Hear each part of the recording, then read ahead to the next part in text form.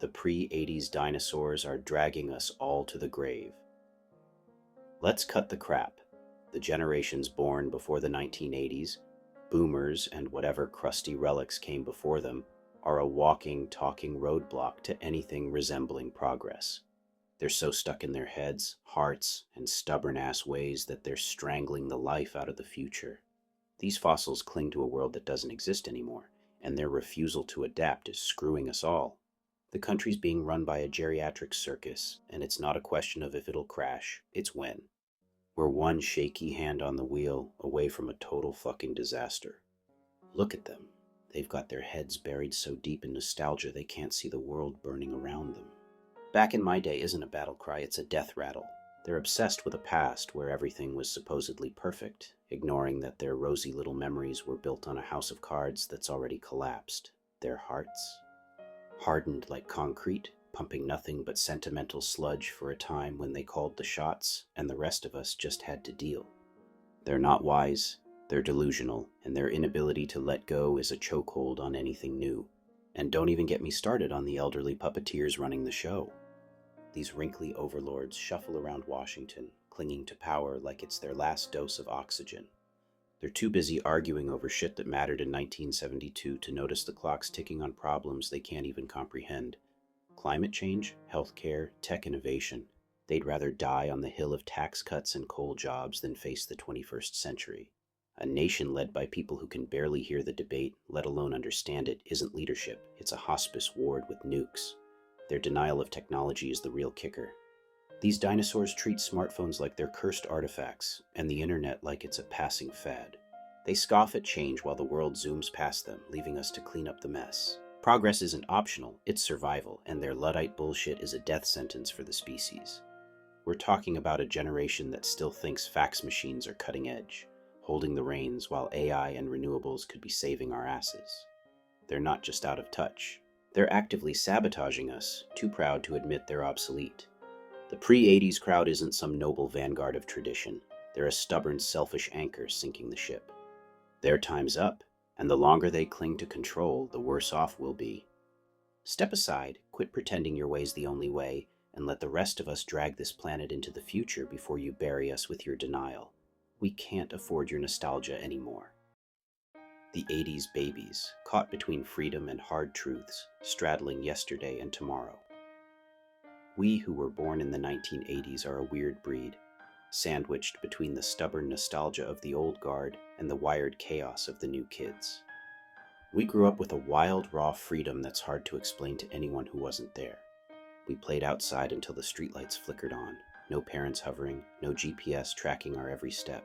We drank from hoses, ding-dong ditched the cranky neighbors, and built forts with our hands, not a screen in sight.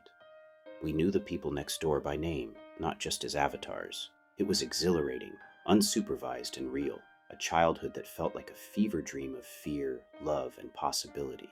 But it wasn't all golden. We were forged in a crucible of hard truths, and it shaped us in ways that still echo. Our upbringing was a double-edged sword. We were raised by folks, many of them pre-80s relics, whose hearts sometimes carried hate, racism, and bigotry like heirlooms they didn't know how to let go of. We saw it up close, the ugliness seeping into dinner table rants or casual slurs tossed around like it was nothing.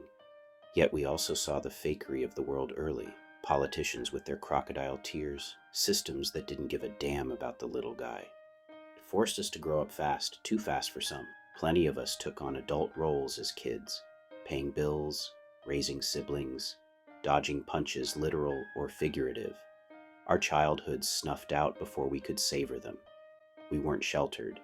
We were thrown into the deep end and told to swim. And thank God we didn't have the internet back then.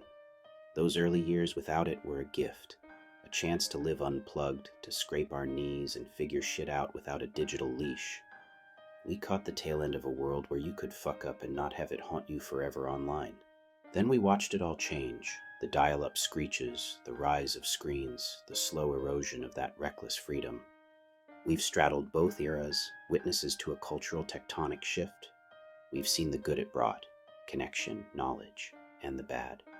The division, the mental strain on the young, the way it's warped how we treat each other. We're not perfect, not by a long shot. Every generation's got its highs and lows, and we've got our share of baggage, cynicism from those early lessons, a tendency to romanticize our own grit, but we're also the bridge. We know what the pre-80s cling to, the comfort of their stuck ways, and we feel the post-80s pain, their broken bodies and minds under a weight we never had to carry. We've seen the hate we were raised with and the hate we've built online, and we're not innocent in either. Yet we've also got a shot at fixing it, drawing from that old school resilience and the adaptability we've had to learn. For the future, we've got to step up. The youngest deserve better than the mess we're all making. Better than the division we've let fester, the cancel culture we've fed, the self-loathing we've modeled. We can show them what it's like to build something real, to know your neighbors, to live without a screen dictating your worth. We can push back against the stuck mentalities we inherited and the vile behavior we've let slide. We've seen both sides, freedom and its loss, truth and its cost. Let's use it. Let's make a tomorrow that's bright, not just for us 80s kids who survived the chaos, but for those coming after who deserve a chance to thrive in it. By Scott Young, aka Synfamous Gamer. The spineless, screen-obsessed generations after the 80s can fuck right off. Let's get one thing straight. I grew up in an era where a school shooting was a freak anomaly, not a goddamn trend. One. That's it. One twisted bastard with a gun in my entire childhood, and we were horrified, not scrolling past it like it's just another Tuesday. Back then, we didn't have a new massacre to meme about every week because it wasn't a fucking thing. Now, it's practically a rite of passage, and you post-80s brats act like it's no big deal. What the hell happened to you? The apathy oozing out of these generations, millennials, zoomers, whatever the fuck you call yourselves, is beyond comprehension. You've got kids who can't even be bothered to blink at the carnage, too busy perfecting their sanctimonious little X posts about how everyone else is the problem. You're all so high on your own self-righteous fumes you can't smell the hypocrisy choking the air. You preach kindness and inclusivity while tearing into anyone who disagrees with you like rabid jackals. Absolute malice drips from your keyboards, and you don't even have the guts to say it to someone's face. Cowards. And don't get me started on how you've abandoned the real world. My generation? We climbed trees until our hands bled, roamed the streets until the sun went down, and fucked around. Sometimes literally, just to feel alive. We touched grass, breathed air, got dirty. You lot? You're glued to screens, jerking off to likes and retweets, pretending your digital echo chambers are some noble crusade. You wouldn't know fresh air if it slapped you across your pasty, vitamin D deficient faces. Exploring? Nah, you'd rather doom scroll than step outside your Wi-Fi radius. The arrogance is what kills me. You think you're holier than thou, perched on your moral high horses, but you're so far up your own asses you can't see past the shit-brown haze of your worldview. Colors exist out here. Green grass, blue skies, the red blood of a scraped knee from actually living, but you wouldn't know it. You've traded real life for a grayscale prison of your own making, and you've got the nerve to judge us for not keeping up with your bullshit rules.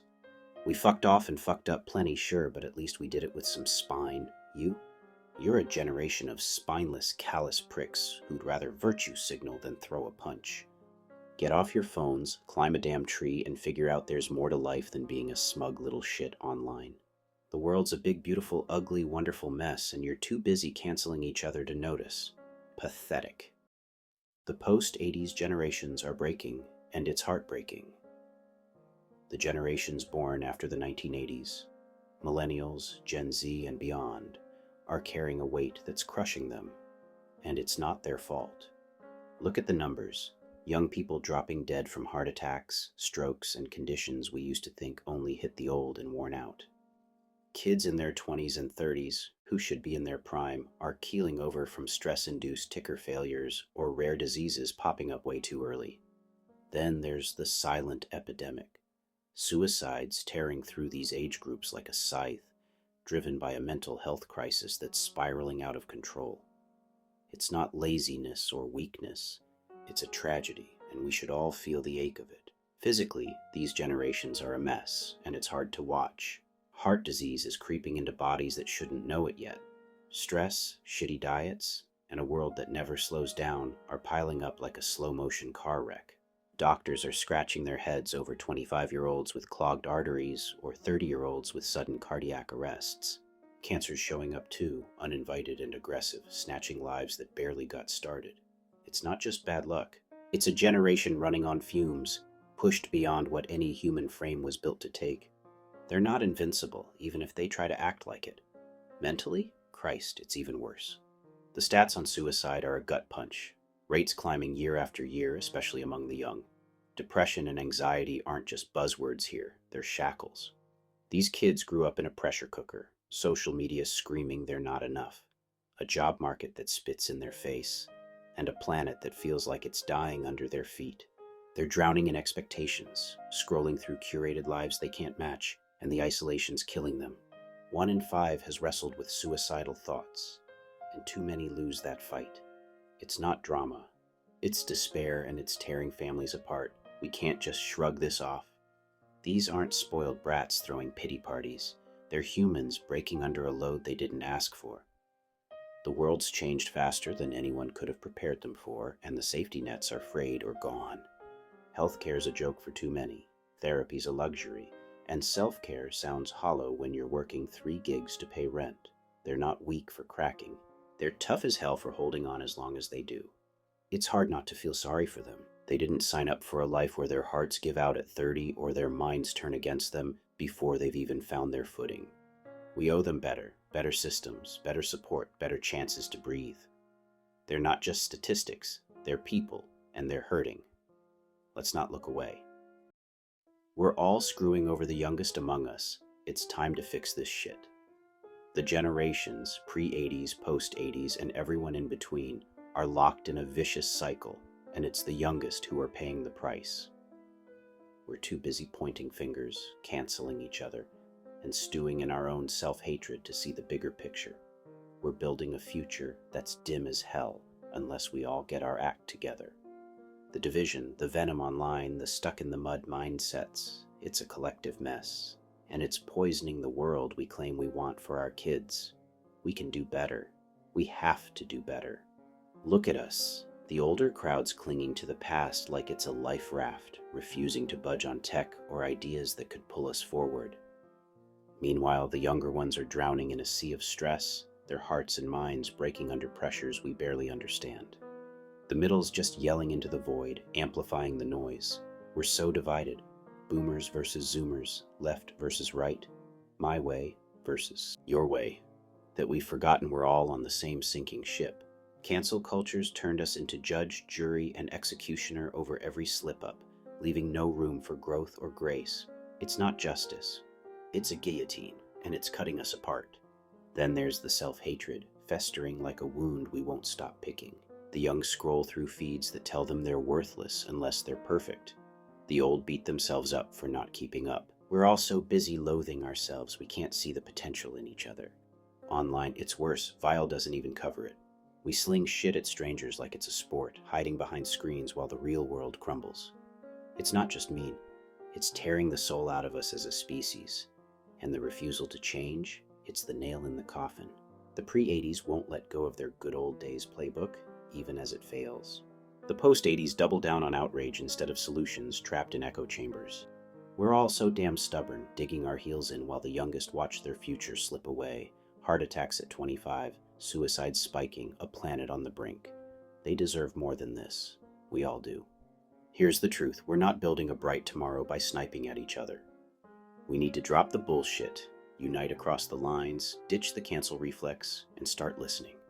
The old need to embrace change, not fight it. The young need support, not judgment. We've got to kill the online hate machine and replace it with something real, connection, not clicks.